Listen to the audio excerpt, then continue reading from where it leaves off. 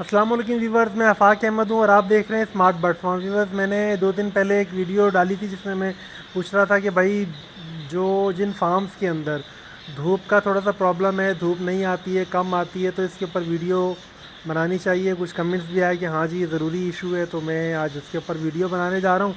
अच्छा, 2 दिन में इसलिए नहीं बना सका कि हमारे यहाँ कराची में बारिश हो रही थी। आपको तो पता ही है, और जिनको नहीं पता तो भाई उनको बता रहा हूँ कि हमारे यहाँ कराची शहर में बारिश हो रही थी 2 दिन से, तो इसलिए वीडियो बना नहीं सकी, धूप नहीं निकल रही थी। फिर ये है कि मौसम बदल रहा है, तो थोड़ा सा मैं भी तैयारी कर रहा हूँ। कुछ जगहों के ऊपर प्लास्टिक, अभी देखें मैं ले कर आया था, प्लास्टिक लगाएंगे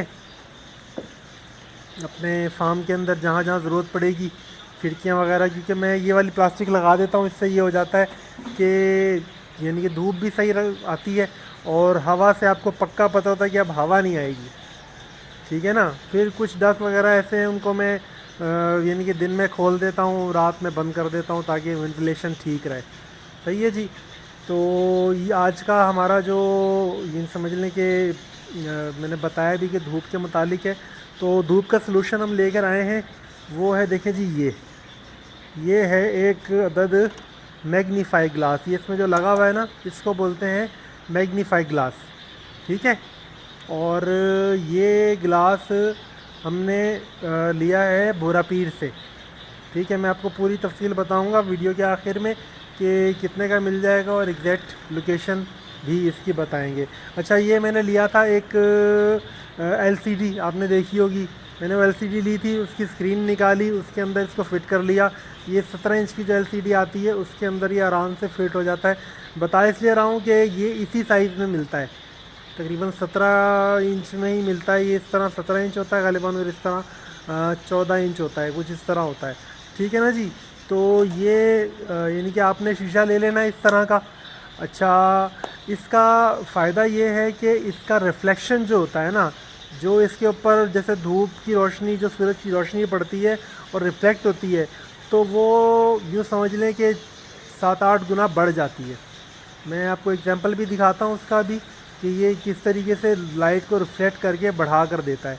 अच्छा, इसमें एक चीज़ मैं आपको बतलाऊँ कि जैसे यूँ समझ लें कि हम रिफ्लेक्शन दे रहे हैं, तो उसका लोग ये यानी कि वो सूरज की रोशनी जो डायरेक्ट पड़ रही होती है उस जितना फ़ायदा तो नहीं होता, क्योंकि वो लाजमी बात है, उसकी तमाज़त थोड़ी सी कम हो जाती है, गर्मी कम हो जाती है।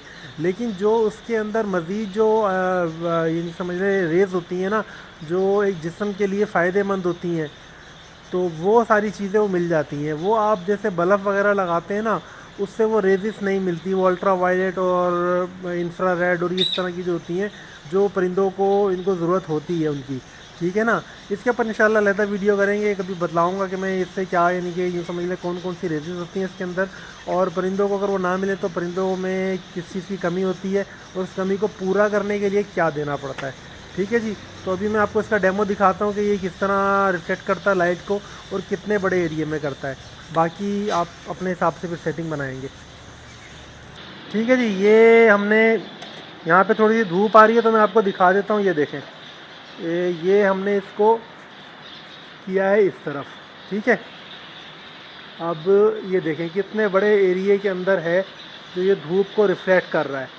अब ये आपको रिफ्लेक्शन जो है ना, ये आपको खुद सेटिंग बनानी है। मेरे पास तो ऊपर डक हैं, ठीक है ना, तो मैं उनके अंदर इसको लगा देता हूँ, और उसमें ये हो जाता है कि ये डक में से जो धूप रिफ्लेक्ट करके देता है वो तकरीबन यूँ समझ लें कि अगर नीचे ऊपर 17 इंच का है ये, तो नीचे 8 बाई 5 फुट के एरिए के अंदर धूप दे रहा होता है ये, ठीक है। अब ये देखें कितने बड़े एरिए के अंदर ये इसका रिफ्लेक्शन आ रहा है। तो ये एक तरह से आपका जिस फार्म के अंदर बिल्कुल धूप नहीं आती है, तो उसके लिए तो यूँ समझ लें कि ये एक तरह से बहुत बेहतर है।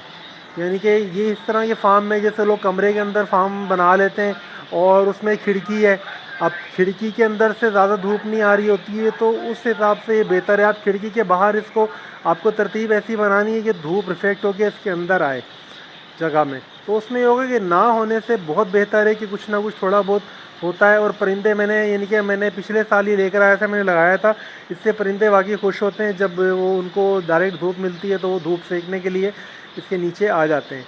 ठीक है ना। मैंने ऊपर अपने डक में लगाया था, डक से नीचे रिफ्लेक्ट होकर दोनों एवरीज के अंदर मेरी अच्छी धूप आ रही थी। ठीक है जी।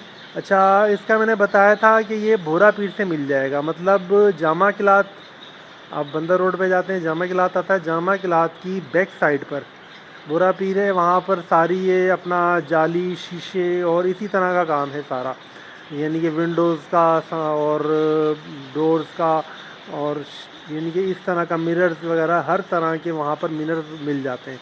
तो वहीं पर ये बैठे हुए हैं। ये जो यानी कि मिरर है, इसको कहते हैं मैग्नीफाई ग्लास। ठीक है, ये नाम याद रखिएगा। ये मैं पिछले साल तकरीबन इन्हीं दिनों में लेकर आया था, तो ये मुझे उन्होंने दिया था 750 रुपये का। अब लाजमी बात है, डॉलर महंगा हुआ है और ये इम्पोर्टेड है, तो मेरा ख्याल में रेट काफ़ी बढ़ गया होएगा इसका। बहरहाल ये है कि एक दफ़ा ले आए, अच्छी चीज़ है, ख़राब भी नहीं होती और 4 महीने इस्तेमाल होना है हमारे यहाँ। तो जैसे यानी कि अगर सर्दियों में इस्तेमाल करना, तो मेरे पास तो 4 महीने इस्तेमाल होता है। उसके बाद मैं इसको पैक करके रख देता हूँ स्टोर रूम में। ठीक है, तो ख़राब भी यानी कि वही बात है, ख़राब नहीं होता है। एक तो ये वो है, और दूसरा ये है कि जो जैसे मैंने बताया कि सर्दियों में सूरज का जो यूँ समझ लें कि तुलू होने का और ग़ुरूब होने का सिस्टम होता है, वो काफ़ी नीचे की तरफ चला जाता है, जिसकी वजह से बहुत से फार्म में धूप नहीं आ रही होती, तो उसके अंदर अच्छा मददगार रहता है ये। मेरे भी यही मसला था, मेरे फार्म में भी यही हो रहा था कि सर्दियों में धूप थोड़ी कम हो जाती थी। वैसे तो मैंने एक और डक इधर से खोल लिया है, तो उससे धूप का फ़र्क पड़ा है। ठीक है, फिर ये सामने का एरिया भी मेरा काफ़ी ओपन है, यहाँ से भी धूप, मैंने ये सफाई वगैरह कर दी है, यहाँ से भी शाम के टाइम में यानी 3-4 बजे के बाद धूप आती है, तो काफ़ी बेहतर है। बहरहाल ये है कि फिर भी आपको सोचना चाहिए, थोड़ा सा ही खर्चा है और उसमें आप मज़ीद बेहतर कर सकते हैं, तो अच्छी बात है। भाई मैंने टोटल लगाया था, मुझे ये 1000-1200 रुपये का पड़ गया, यानी कि फ्रेम समेत। तो कोई इतना मुश्किल यानी कि ज़्यादा ख़र्चा नहीं है। अब अगर आप बनाने जाएंगे तो 1500 रुपये का पड़ जाएगा। अच्छा, मैंने ये एलसीडी के फ्रेम में इसलिए लगाया था कि ये मूवेबल होता है, यानी कि आप इसे किसी भी तरह मूव करके एडजस्ट कर सकते हैं। जैसे एलसीडी में होता है, आप उसको ऊपर नीचे भी कर सकते हैं, साइड में भी घुमा सकते हैं, आपको हर तरीके से इजी होता है उसमें, यानी कि मॉनिटर को यूँ समझ लें कि फ़िक्स करना। इसी तरीके से शीशे में, जब इसमें शीशा लगा लेंगे, आपको जिस जगह पे इसकी यूँ समझ लें कि इसको फोकस करना होगा, आप वहीं पे कर बिल्कुल इसको कर देंगे और ये वहाँ रुका रहेगा। अच्छा, फिर नीचे बंदा थोड़ा बहुत होता है कि वेट, ये बना हुआ इस तरह का है मॉनिटर मेरा, इसमें नीचे आप इस जगह पे वेट रख दें, कि जैसे मैंने यहाँ पे मैंने रख दिया था इस तरह ना, तो उसमें ये है कि हवा वगैरह से भी बचत रहती है, हवा से गिरता नहीं है, हिलता नहीं है। तो ये मेरे अपने हिसाब से तो भाई काम की चीज़ है। बाकी आप लोग भी एक दफ़ा ये इस्तेमाल करके देखें, और इसके मुतालिक कोई भाई कमेंट हो, कोई सवाल हो, तो मेरे से कमेंट बॉक्स में लाजमी पूछें। इंशाल्लाह मेरी कोशिश होगी कि जो कुछ और मज़ीद कुछ पूछना चाहते हैं लोग, मैं उन्हें बताऊँ। ठीक है, तो इसी के साथ इजाज़त चाहूँ। अल्लाह हाफ़िज़।